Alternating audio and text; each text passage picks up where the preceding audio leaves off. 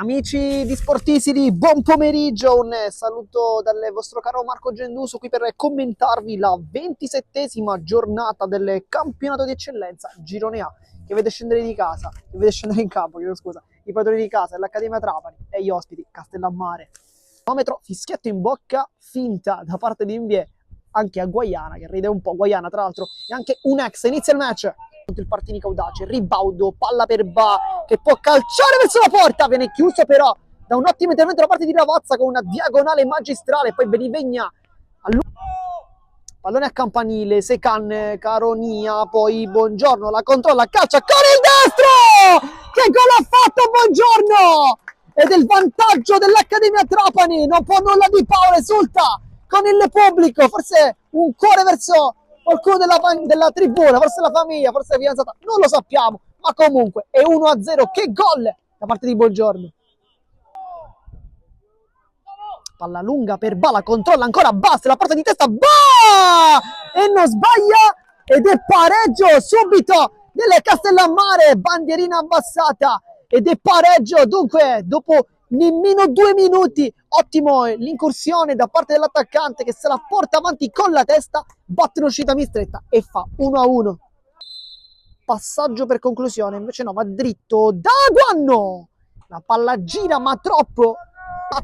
da Caronia, poi rientra veloce Samanna, bella giocata ancora Samanna dentro l'area di rigore, doppio passo, salta d'uomo, Samanna mette dentro, la tocca di palla, poi rimane lì, Secane non calcia, appoggia da Guanno, finta di calciare, adesso allarga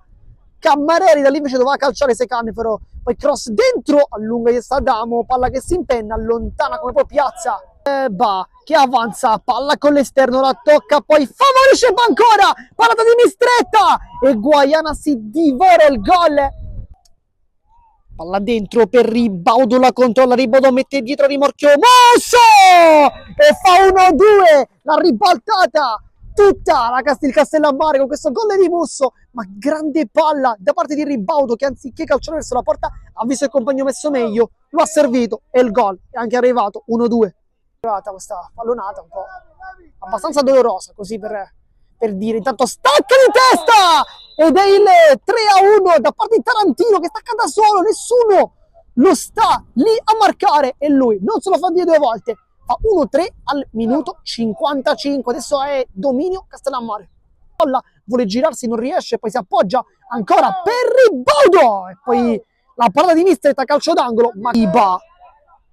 Milana cerca di allungare il campo, lo fa perché trova Terranova, cross delizioso per Ba che mette in controtempo Galesi ed è 1-4, tutto troppo facile per Castellammare adesso. Importante, vediamo, Secana allarga bene per Barraco che cerca la porta, ancora una volta un tiro di rabbia, stretto sul primo palo, poteva invece forse concludere sul secondo. Secanne guarda la porta, è veloce, si autolancia Secan, bella giocata Secanne, guarda la porta! Poi su Secanne, veloce, prende il tempo, Secanne, pallonetto! E rende meno amaro questo risultato, gran bel gol di Secanne che scatta in velocità e fa il gol del 2-4. Adamo, fischietto in bocca e poi va bene così perché finisce il match, vince il Castellammare in trasferta contro l'Accademia Trapani con il risultato di 2-4, insomma